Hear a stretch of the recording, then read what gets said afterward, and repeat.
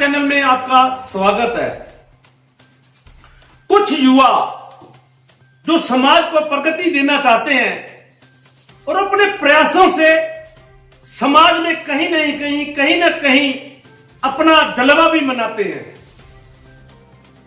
उनका जीवन ही समाज सेवा के लिए समर्पित हो जाता है, चाहे वो गांव में नशे छुड़ाने का काम हो या फिर किसी गरीब को राशन की जरूरत हो, या फिर जो एक इस टाइम बीमारी चल रही है कोरोना, उसमें सहयोग देने की बात हो, या फिर कहीं कन्या भ्रूण हत्या के लिए लोगों को जागरूक करने की बात हो, तो हमारा युवा साथी जो कि अरैन गांव से मैंने स्पेशल बुलाया है, फेसबुक पर मैं उसका बहुत प्रशंसक हूं, उसकी सेवाओं का, उसका नहीं उसकी सेवाओं का। तो मेरे दिल में एक बात आई कि ऐसे युवा साथी जो इस समाज में जुड़े हुए हैं, सेवा लगातार कर रहे हैं, क्यों ना हम उनका भी इंटरव्यू लेकर उन्हें एक मान सम्मान दे।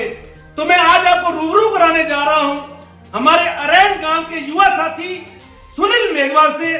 सुनील जी, आपका हमारे केसरी समाचार चैनल स्टूडियो में स्वागत है। धन्यवाद। तो सुनील जी, मैं आपसे पहला प्रश्न ये पूछूंगा कि आपके अंदर, मैं महसूस कर रहा हूं कि आपकी उम्र बहुत छोटी है लेकिन जज्बा बहुत ज्यादा है, तो आपके अंदर समाज सेवा का जज्बा कहां से पैदा हुआ, हमारे दर्शकों को कृपया बताएंगे। मेरा जज्बा 2012 से शुरू हुआ, जब हमारे गांव में बस स्टैंड के ऊपर शराब का ठेका था। शराब के ठेके के कारण लोग शराब पीकर वहीं पड़ जाते थे। वहां पर बस स्टैंड के ऊपर होने के कारण वहाँ स्कूल भी पास में है, इसलिए वहाँ की औरतें, स्कूली बच्चे भी बिल्कुल उनको बहुत परेशानी हो रही थी। मुझे बहुत पीड़ा होती थी बिल्कुल।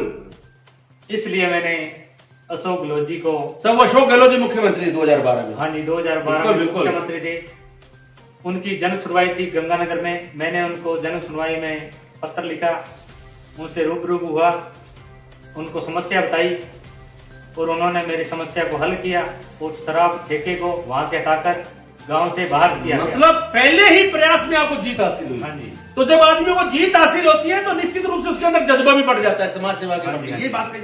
उसके अलावा भी आपने, जैसे कि मैं गांव वालों से पता किया, तो आप वहां और भी बहुत सेवाएं कर रहे हैं समाज सेवा के रूप में, जैसे कि लोगों को नशा छुड़ाने में भी आप बहुत योगदान दे रहे हैं। तो आपने नशा मुक्ति शिविर भी निश्चित रूप से लगाए होंगे, तो उसके बारे में हमारे दर्शकों को जानकारी देंगे।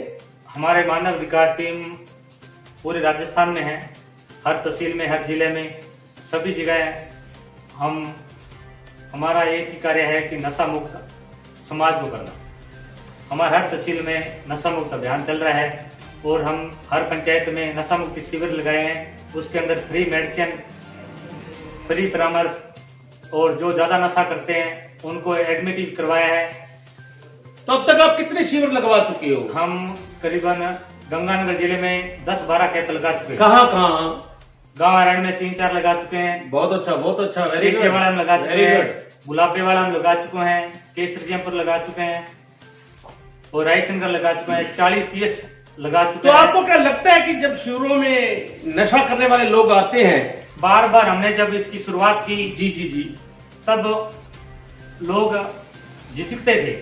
हाँ बिल्कुल होता है, एक नशा करने वालों को झिझक होती है।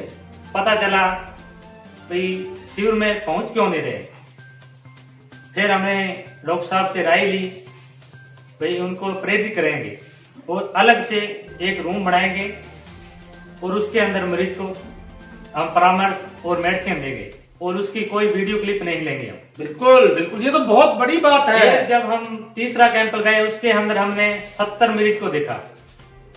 हमने उसके बाद 40 PS और सुखचैनपुरा में कैंप लगाए, उसके अंदर 110 मरीज को हमने देखा। बहुत अच्छी सेवा कर रहे हो सुनील जी, बहुत अच्छी। हाँ जी। तो आपने अभी जिक्र किया मानव अधिकार संगठन, तो ये संगठन कहाँ का है, इसके बारे में जैसा कि मुझे पता चला कि आप इसके प्रदेशाध्यक्ष हो हमारे, हाँ जी, राजस्थान के, तो आप कृपया हमारे दर्शकों को बताइए मानवाधिकार संगठन कहाँ से है, आप इसके प्रदेशाध्यक्ष और क्या क्या काम कर रहे हो इसके तहत? मेरी ज्वाइनिंग मार्च 2019 में हुई है मैं मानव अधिकार संगठन राजस्थान का प्रदेश अध्यक्ष हूँ। मेरी ज्वाइनिंग भारत भूषण राष्ट्रीय अध्यक्ष जो हमारे हेड ऑफिस है लुधियाना में, पंजाब में, उनके द्वारा की गई।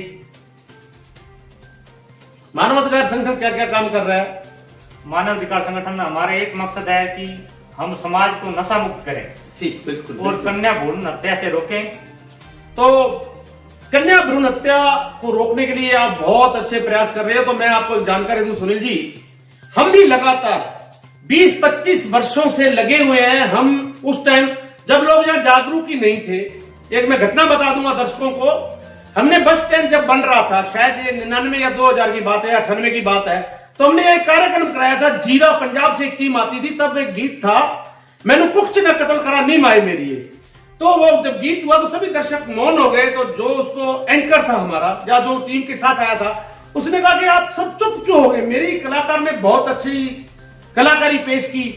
तो माननीय सुरेंद्र सिंह जी राठौड़ तब हमारे चीफ गेस्ट थे, जब वो आए तो बोले, उन्होंने कहा कि हमारी आंखों से आंसू ही इतने आ गए थे कि हमें ताली बजाने की नौबत ही नहीं आई। नहीं, हमें पता लगा हमने ताली भी बजानी है। तो हम तब से ही लगे हुए हैं। तो बहुत अच्छा प्रयास है। मैं साधुवाद दूंगा आपको कि आप जो काम सब कर रहे हैं, हम भी कर रहे हैं, आप उसको लगातार, क्योंकि आप युवा हो, हम थोड़ा युवा अवस्था से आगे निकल चुके हैं। बहुत ही साधुवाद आपको केसरी समाचार चैनल की तरफ से कि आप बहुत ही अच्छा मिशन चला रहे हो। अगली बात आपसे मैं पूछना चाहूंगा कि मैं आपको फेसबुक में जुड़ा हुआ हूं, तो मैं ये देख रहा था कि आप समाज सेवा जो ये तो है ही, इसके अलावा आप गरीब घर है जो आपके नरेन के आसपास गांव या जहां भी आपके मानव अधिकार संगठन जुड़े हुए, तो आप गरीब परिवारों को पहले ही, कोरोना काल की बात नहीं कर रहा, उससे पहले भी आप राशन किटें दे रहे हो, तो उसके बारे में मेरे दर्शकों को बताएंगे। हाँ जी, जब मैं मानव अधिकार से जुड़ा नहीं हुआ था, उस वक्त ही हम गरीब लोगों को राशन वितरण कर रहे थे। हमारे पास फोन आते थे, उसके पास राशन नहीं है, जहाँ उनके अकेले बच्चियां हैं, घर के अंदर उसे कोई कमाने वाला नहीं है, उसको हम राशन वितरण करने उसके घर पर जाते थे।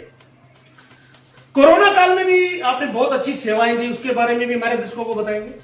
हाँ जी, कोरोना काल के अंदर हम 135 जरूरतमंद लोगों को राशन वितरण किया है और मास्क सैनिटाइजर वितरण किया है।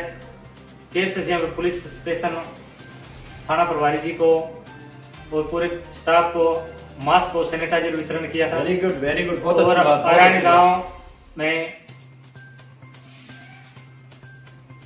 भी आपने सैनिटाइजर और मास्क वितरित किए, ये बात कह सकते हैं। बिल्कुल बिल्कुल। तो सुनील जी, आप हमारे स्टूडियो में पधारे, आपका बहुत बहुत धन्यवाद। केसरी समाचार चैनल से जुड़े रहने के लिए चैनल को सब्सक्राइब करें, लाइक करें, शेयर करें और घंटी का बटन दबाएं। धन्यवाद।